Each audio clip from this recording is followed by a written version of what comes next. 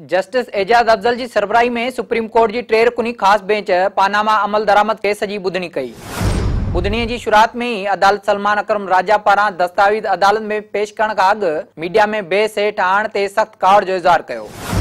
Justice Ejaz Afzal Salman अकरम राजा के मुखातिब थींदे चयो त तव्हां जा समूरा दस्तावेज़ मीडिया में बेस हेठि आया आहिनि। तव्हां पंहिंजो केस मीडिया में विड़ियो आहे।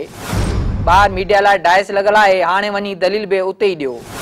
जंहिं सलमान अकरम राजा चयो त दस्तावेज़ हुन मीडिया के न ॾिना। जस्टिस एजाज अफजल चयो त हिकु दस्तावेज़ कतरी शहज़ादे ऐं ॿियो ब्रिटिश वर्जन आइलैंड बाबति आहे। जस्टिस अज़मत सईद चयो त ॿई दस्तावेज़ अदालत में ई खोलिया वेंदा। इहे दस्तावेज़ लीगल टीम ई मीडिया के ॾिना हूंदा।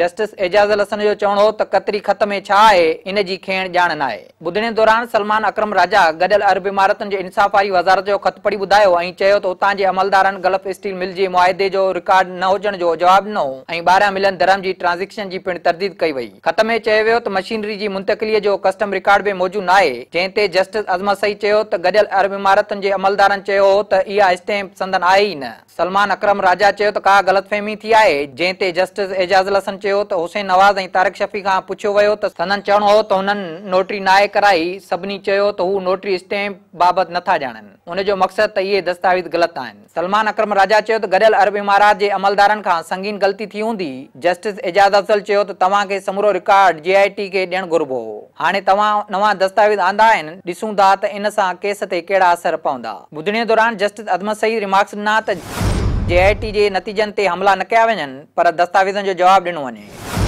सलमान अकरम राजा चयो त अज़ीज़िया स्टील मिल जो बैंक रिकॉर्ड मौजूदु आहे। जंहिं ते अदालत रिमार्क्स ॾिना त छा विकिरे वक़्तु मिल ते रहतूं हुयूं। जंहिं ते सलमान अकरम राजा चयो त जेके रहतूं हुयूं उहे अदा कयूं वयूं हुयूं। जस्टिस एजाज हसन रिमार्क्स ॾिना त 1993 खां अॼु ताईं लंडन वारनि फ्लैटनि में वज़ीर आज़म जा ॿार पिया रहनि, पर हिन वक़्त ताईं हू आमदनी जा ज़रिया ऐं मनी ट्रेल न ॻोल्हे सघिया आहिनि। जस्टिस अज़मत सईद चयो त लंडन वारा फ्लैट नेल्सन ऐं नेस्कोल जा आहिनि, उते को बि जहिड़ो न आहे। नेल्सन ऐं नेस्कोल अॻु में बैरियर सर्टिफिकेट ऐं पोइ मिल्कियत में तब्दील थियूं। मोज़ेक फोन्सेका मूजिबि मरियम नवाज़ लंडन फ्लैटनि जी मालिक आहे। जंहिं ते सलमान अकरम राजा चयो त इल्ज़ाम मरियम नवाज़ जे मालिक हुजण ते आहे। जस्टिस एजाज हसन चयो त इहा ॻाल्हि इल्ज़ाम न पर दस्तावेज़नि मूजिबि हक़ीक़त आहे। सलमान अकरम राजा चयो त हू चवनि था त मालिक मरियम नवाज़ आहे। संदन चवणु आहे त मालिक हुसैन नवाज़ आहे, फ़र्क़ु त न आहे। जंहिं ते जस्टिस एजाज हसन चयो त तमामु घणो फ़र्क़ु आहे। जेकॾहिं मालिक मरियम आहे त पोइ हू फंड बि ॾिसंदा। सलमान अकरम राजा चयो त हुसैन नवाज़ जे मामले में बि त फंड ॾिठा वेंदा। जंहिं ते जस्टिस एजाज हसन चयो 1993 में ॿारनि जी उमिरि ॾिसी नथो लॻे त उहे लंडन में फ्लैट ख़रीद करे सघनि था। इल्ज़ाम आहे त फ्लैट वज़ीर आज़म ख़रीद कया। जेकॾहिं आमदनी जा ज़रिया ज़ाहिर कया विया त वज़ीर आज़म ऐं संदसि ॿार बची वेंदा। जेकॾहिं ॿार लंडन में फ्लैट ख़रीद करण लाइ ॾिनल रक़म जो ज़रियो साबित न करे सघिया त उन जे नतीजनि जो असरु वज़ीर आज़म ते पवंदो।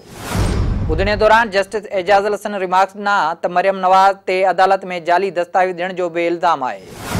ॿुधणे दौरान अदालत कतरी शहज़ादे हमद बिन जासिम ऐं BVI जा दस्तावेज़ खोलिया, जिन में JIT खे मोकिलियल 2 ख़त शामिल हुआ। अदालत रिमार्क्स ॾिना त JIT पंहिंजो कमु पूरो करे चुकी आहे, तंहिं करे उहे दस्तावेज़ रजिस्ट्रार खे मोकिलिया विया। उन ते जस्टिस एजाज हसन चयो त ख़त में हमद बिन जासिम चयो त पाकिस्तानी अदालतुनि ऐं कानून जो पाबंद न आहे। जस्टिस अज़मत सईद चयो त लॉ फर्म जो अकाउंट ॾेखारियो, उन सां रक़म जो फ्लो वाज़ह थी वेंदो आहे। ही अफ्रीका या पानामा न पर इंग्लैंड आहे, उते समूरो रिकॉर्ड मिली वेंदो आहे। रिकॉर्ड आणियो ॻाल्हि ख़तम थी वेंदी, पर ही उहो सवाल आहे जंहिंजो जवाब न आहे। सलमान अकरम राजा दुबई जी कंपनीअ बाबति अदालत जे सवाल ते मोहलत घुरी वरिती। जंहिं बाद अदालत पानामा केस जी ॿुधणी जुमे ॾींहुं सुबुह 9:30 वॻे ताईं मुलतवी करे छॾी।